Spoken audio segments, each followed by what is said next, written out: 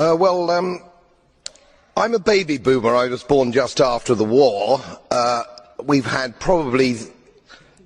probably had the longest period of peace and prosperity globally, I would say, from that time.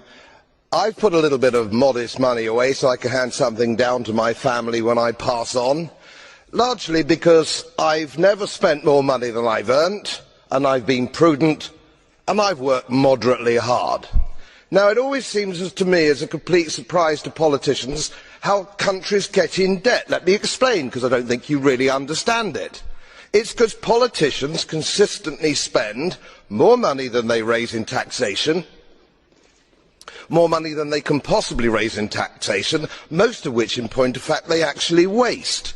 The reason we're talking about countries which are broke, and they are broke, is because their ridiculous, ineffective, ignorant politicians consistently spend more money than they can raise, and then they borrow, and worse, they then print money because politicians and their central banks have a machine which prints money.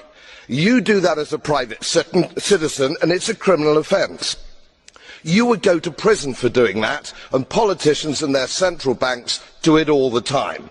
Let me explain to you that these countries are broke, and they're broke because of their own stupid leadership and politicians, and it's immoral to ask ordinary taxpayers of any country to pick up the tab for failed politicians and failed banks. They are defaulted, they're broke. For God's sake, let's all of us admit it.